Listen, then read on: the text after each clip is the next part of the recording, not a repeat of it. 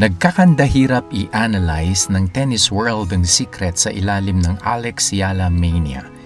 Ni hindi man lang daw siya pasok sa top 10 pero daig pa niya ang top 1 sa popularidad. Pustahan, di mo man alam sinong rank 1 sa tennis ngayon. At pustahan uli, wala kang pake dahil kay Alex lang ang focus mo. Sa sobrang sikat niya, sold out well in advance ang ticket sales ng mga stadiums.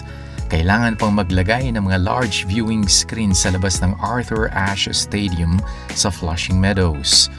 Lumibot ka ng Times Square sa New York. Makikita mo doon ang mga dambuhalang billboards ni Alex, the new face of tennis. Alisto ng konti baka kamasagasaan ng mga booths na may mga promotional campaign wrap ni Alex. Nakadisplay ang natural na gandang Pinay, kayo manggi, hindi nagugluta. Shoutout po sa lahat ng kababayang Pinoy sa New York at mga karatig New Jersey, Connecticut at Pennsylvania.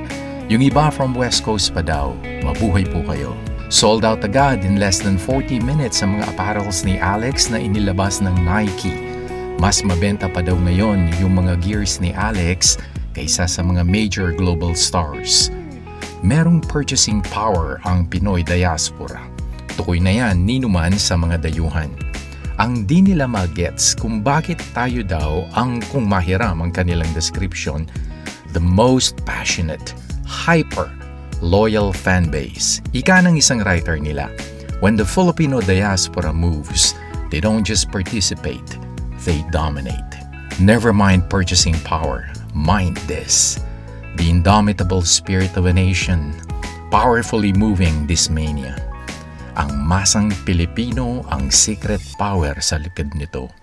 Ikaw yun, ako yun, si Alex Yala yun, tayong lahat yun. Manalo matalo, ramdam mo pa rin ang pagbulusok ng suporta sa ating atleta sa loob at labas ng stadium. Ang init ng pagtanggap, yung positive aura and vibes na sobrang electrifying. Kung minsan mapapaisip ka, ramdam pa kaya nung nanalong nakalaban ni Alex na nanalo sila? Imagine, ikaw ang nanalo pero iba ang chini-cheer. Talbog yun sa overwhelming love and support para kay Alex. Ganito kasi yan. Pakiramdam ni Juan at Maria na matagal na silang talunan. Madalang nadapuan sila ng ganitong kalaking tagumpay. Marami sa mga yan nilayasan na ang bayan dahil sa pakiramdam na kawalang pag-asa. Inire-relate nila sa kanilang buhay ang mga paghihirap at pagwawagi ni Alex. Iniisip ng iba sa atin kung kaya niya, makakayanan ko rin. May nasilayang pag-asa ang masa. Sa aming kampyon, girl, you are the magical spark that have caused this great, mighty conflagration, now scorching our nation's hearts and minds. We are nothing but the willing, burning embers helping in our own small ways to keep it alive and raging. Bukod kang pinagpala. Sa kapwa ko Pilipino, mabuhay po tayong lahat.